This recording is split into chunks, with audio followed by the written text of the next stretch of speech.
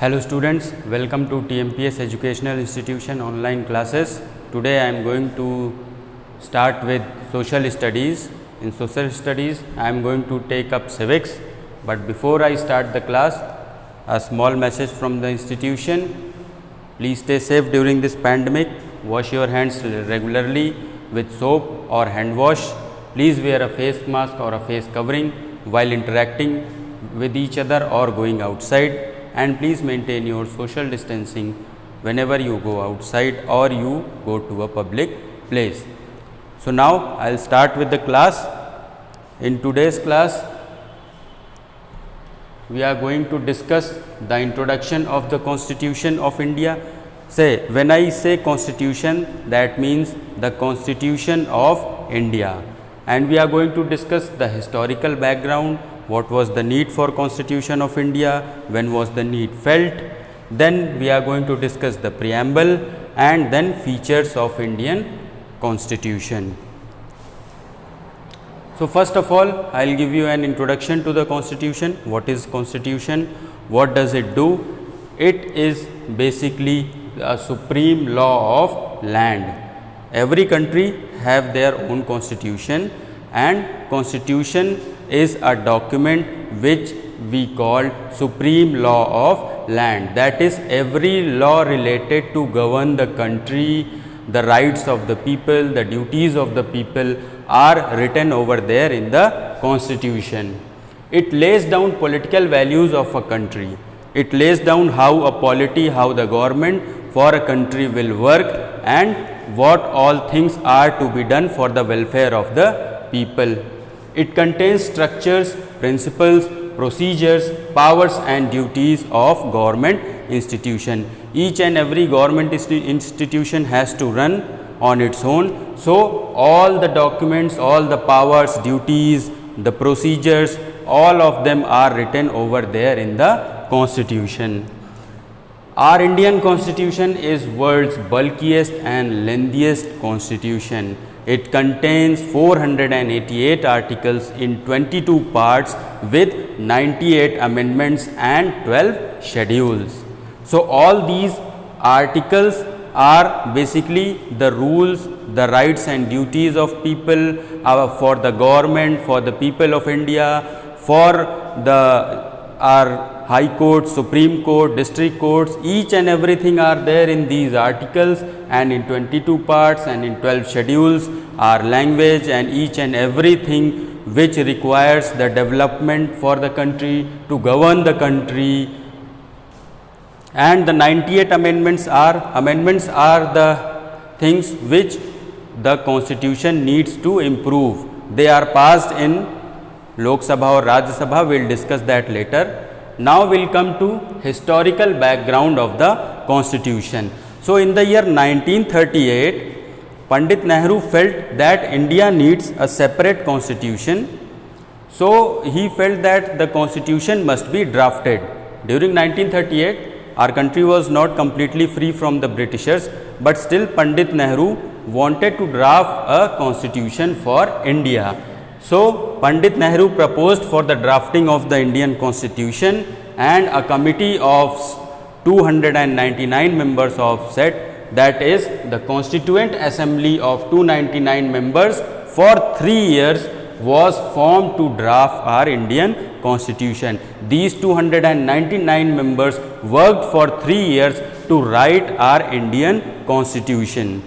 Then a drafting committee was also formed, whose head was Dr. B.R. Ambedkar. He is also known as the father of Indian Constitution. So under B.R. Ambedkar, 8 members committee was formed, that is the drafting committee, and this committee was formed to study the various constitutions of the world. They studied each and every country's constitution. They took out the good points.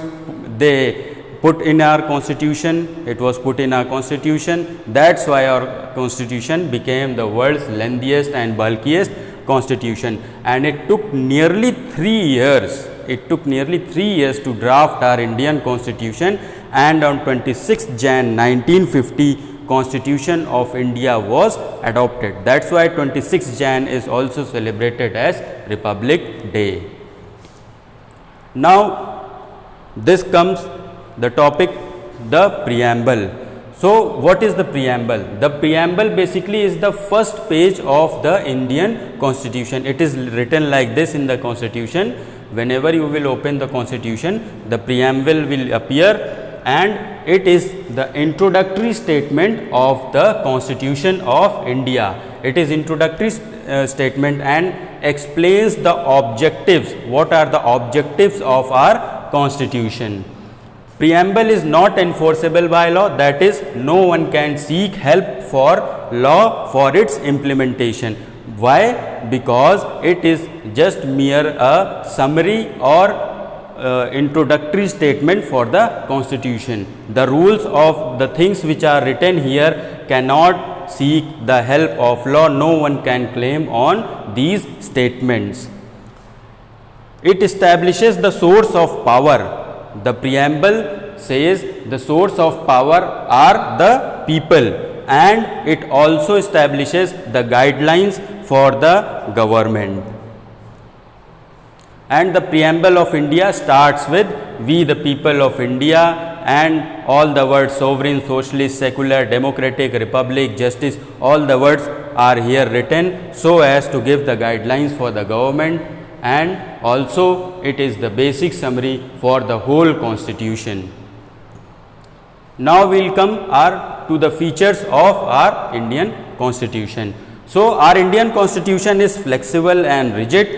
That means our Indian Constitution can be changed, its article can be changed, they cannot be changed, that is we called amendment. They can be amended, because India is a very vast country. India is a developing country, it is developing, and Constitution was written very long ago. So the writers of the Constitution felt that during the development there must be required, the changes must be required in our Constitution. That's why our Constitution was made flexible and rigid. Rigid why? Because some parts of the Constitution cannot be amended anyhow.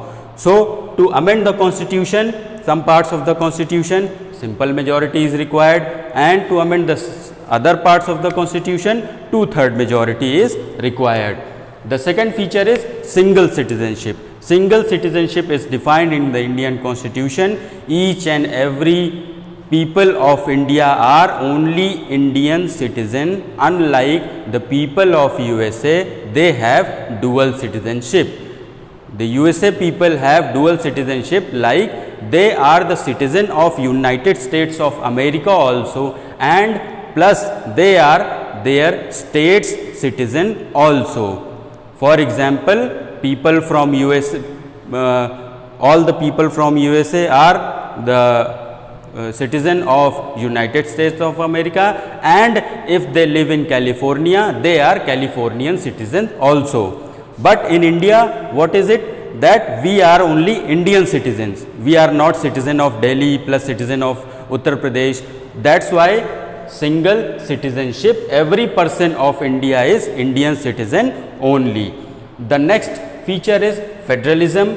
Powers of government divided between center and state. Federalism states in our Indian Constitution that the powers between the central government and the state government is divided. Center government have their own power to run the whole country, and the state government, different state governments have their power to run their particular state. The center is, however, the higher government, and it can apply rules and regulation to any state if it wants, but it cannot affair in day to day, it cannot interfere in day to day affair of state government. The next feature is independent judiciary.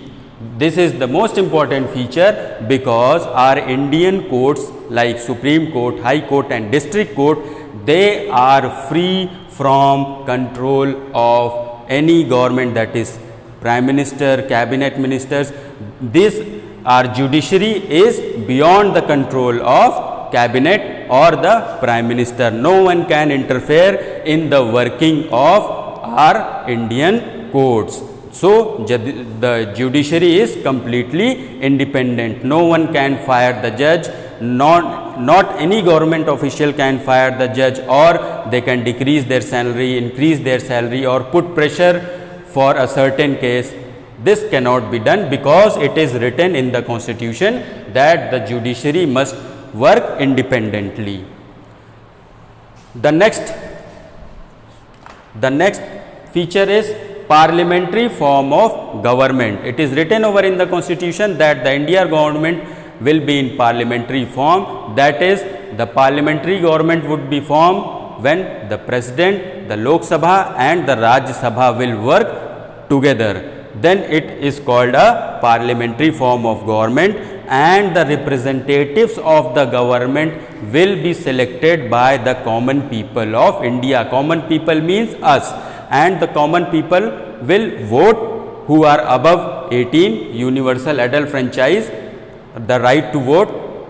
When we will vote, the government will be selected. That's why it is said parliamentary form of government, that is we, the people of India, will select the government, and then the government will form and run the country.